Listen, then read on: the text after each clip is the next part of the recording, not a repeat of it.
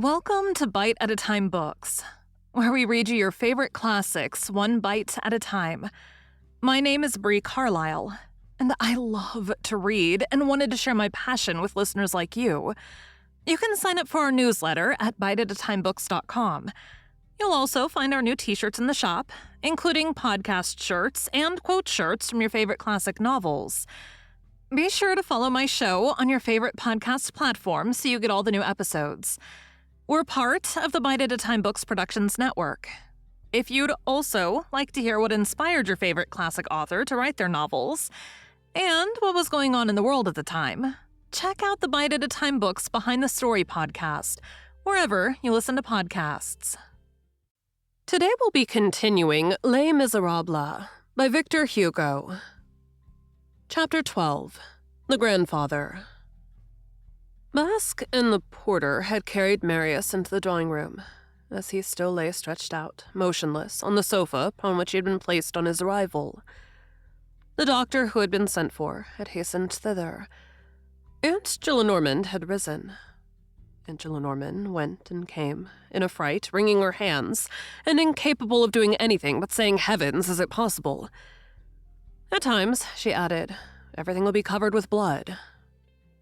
When her first horror had passed off, a certain philosophy of the situation penetrated her mind, and took form in the exclamation, "It was bound to end in this way."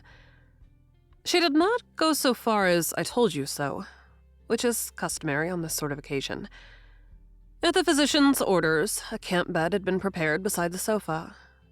The doctor examined Marius, and after having found that his pulse was still beating, that the wounded man had no very deep wound on his breast, and that the blood on the corners of his lips proceeded from his nostrils, he had him placed flat on the bed, without a pillow, with his head on the same level as his body, and even a trifle lower, and with his bust bare in order to facilitate respiration. Mademoiselle Gillenormand, on perceiving that they were undressing Marius, withdrew. She set herself to telling her beads in her own chamber. The trunk had not sustained any internal injury.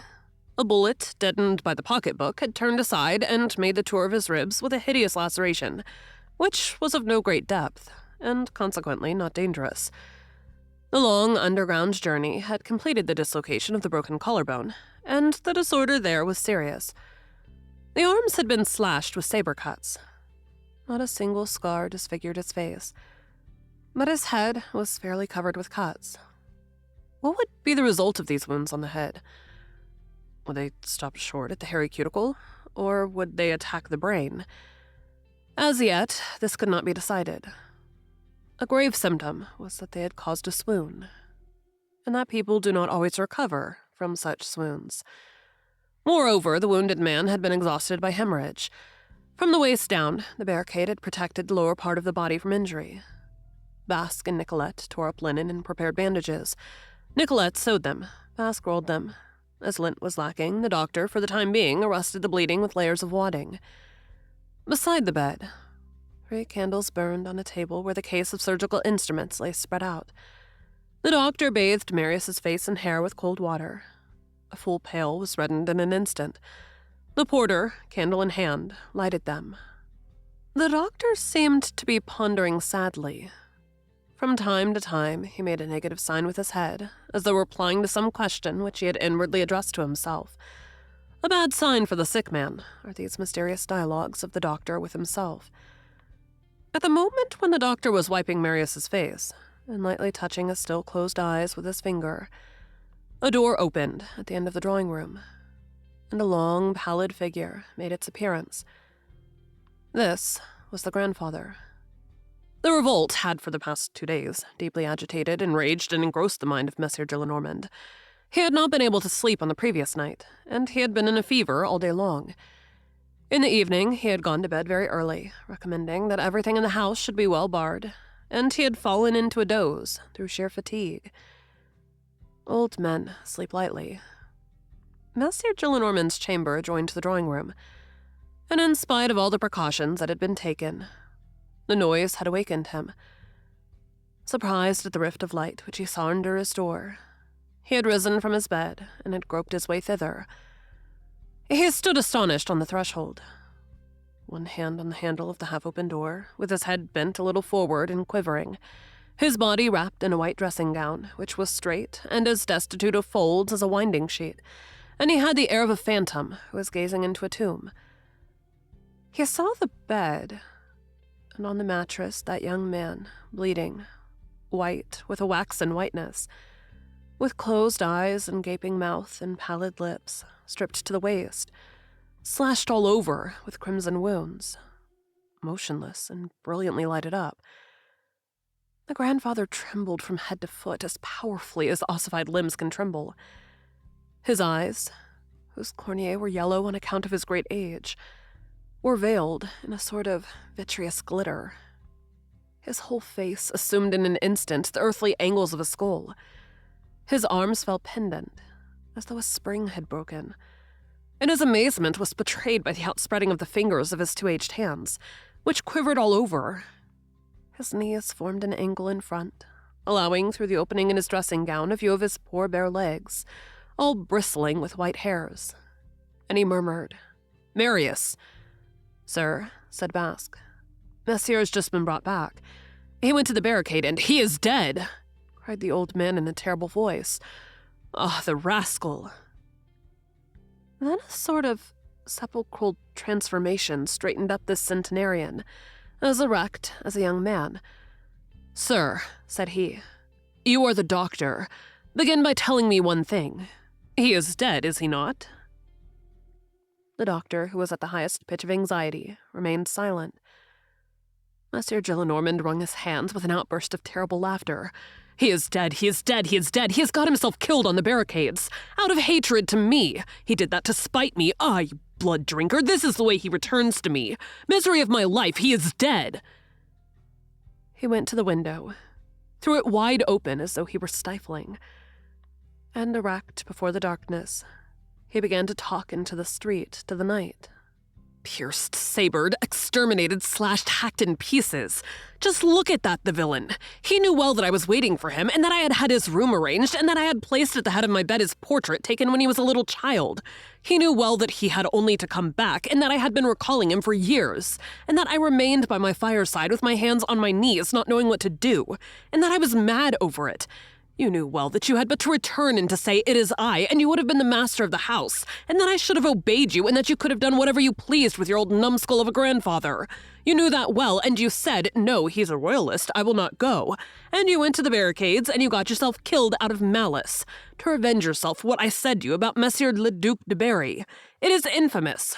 Go to bed, then, and sleep tranquilly. He is dead, and this is my awakening." The doctor, who was beginning to be uneasy in both quarters, quitted Marius for a moment, went to Monsieur Gillenormand, and took his arm. The grandfather turned round, gazed at him with eyes which seemed exaggerated in size and bloodshot, and said to him calmly, "I thank you, sir. I'm composed. I am a man. I witnessed the death of Louis XVI. I know how to bear events. One thing is terrible, and that is to think that it is your newspapers which do all the mischief. You will have scribblers, chatterers, lawyers, orators, tribunes, discussions, progress, enlightenment, the rights of man, the liberty of the press, and this is the way that your children will be brought home to you. Oh, Marius, it is abominable. Killed, dead before me, a barricade. Oh, the scamp. Doctor, you live in this quarter, I believe? Oh, I know you well. I see your cabriolet pass my window.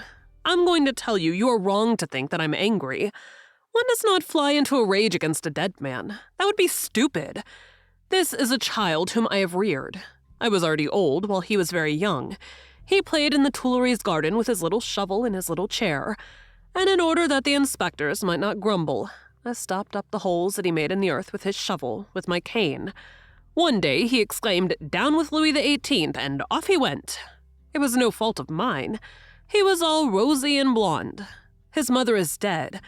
Have you ever noticed that all little children are blonde? Why is it so? He is the son of one of those brigands of the Loire, but children are innocent of their father's crimes. I remember when he was no higher than that. He could not manage to pronounce his D's. He had a way of talking that was so sweet and indistinct that you would have thought it was a bird chirping. I remember that once, in front of the Hercules Farnese, people formed a circle to admire him and marvel at him. He was so handsome, was that child. He had a head such as you see in pictures. I talked in a deep voice, and I frightened him with my cane, but he knew very well that it was only to make him laugh. In the morning, when he entered my room, I grumbled, but he was like the sunlight to me, all the same. One cannot defend oneself against those brats. They take hold of you. They hold you fast. They never let you go again. The truth is that there never was a Cupid like that child. Now what can you say for your Lafayettes, your Benjamin Constance, and your Tucure de Courcelles who have killed him? This cannot be allowed to pass in this fashion. He approached Marius, who still lay livid and motionless, and to whom the physician had returned, and began once more to wring his hands. The old man's pallid lips moved, as though mechanically, and permitted the passage of words that were barely audible, like breaths in the death agony. Ah, heartless lad. Ah, clubbist. Ah, wretch. Ah, Septembrist. Reproaches in the low voice of an agonizing man, addressed to a corpse. Little by little, as it is always indispensable that eternal eruption should come to the light, the sequence of words returned, but the grandfather appeared no longer to have the strength to utter them. His voice was so weak and extinct that it seemed to come from the other side of an abyss. It is all the same to me. I'm going to die too, that I am. And to think that there's not a hussy in Paris who would not have been delighted to make this wretch happy. A scamp who, instead of amusing himself and enjoying life, went off to fight and get himself shot down like a brute. And for whom? Why? For the Republic, instead of going to dance at the Chambriere, as it is the duty of young folks to do. What's the use of being 20 years old? The Republic, a cursed pretty folly. Poor mothers beget fine boys do. Come, he is dead. That will make 2 funerals under the same carriage gate. So you've got yourself arranged like this for the sake of General Lamarck's handsome eyes? What had that General Lamarck done to you? A slasher, a chatterbox, to get oneself killed for a dead man. If that isn't enough to drive anyone mad, just think of it. At 20 and without so much as turning his head to see whether he was not leaving something behind him. That's the way poor good old fellows are forced to die alone nowadays. Perish in your corner, owl. Well, after all, so much the better. That is what I was hoping for. This will kill me on the spot. I am too old. I am 100 years old. I am 100,000 years old. I ought by rights to have been dead long ago. This blow puts an end to it. So all is over. What happiness. What is the good of making him inhale ammonia and all that parcel of drugs? You're wasting your trouble, you fool of a doctor. Come. He is dead. Completely dead. I know all about it. I am dead myself, too. He hasn't done things by half. Yes, this age is infamous. Infamous, and that's what I think of you, of your ideas, of your systems, of your masters, of your oracles, of your doctors, of your scapegraces of writers, of your rascally philosophers, and of all the revolutions which for the last 60 years have been frightening the flocks of crows in the Tuileries. But you were pitiless in getting yourself killed like this. I shall not even grieve over your death. Do you understand, you assassin? At that moment, Marius slowly opened his eyes, and his glance, still dimmed by lethargic wonder, rested on Monsieur de Lenormand. "Marius!" cried the old man. "Marius, my little Marius, my child, my well-beloved son! You open your eyes, you gaze upon me, you are alive! Thanks!" And he fell fainting. Thank you for joining Bite at a Time Books today, while we read a bite of one of your favorite classics. Again, my name is Bree Carlile, and I hope you come back tomorrow for the next bite of Les Miserables. Don't forget, you can sign up for our newsletter at biteatatimebooks.com. And while you're there, check out our t-shirt shop. You can look in the show notes or on our website, biteatatimebooks.com, for the rest of the links for our show. We'd love to hear from you on social media. You can find us everywhere at Bite at a Time Books.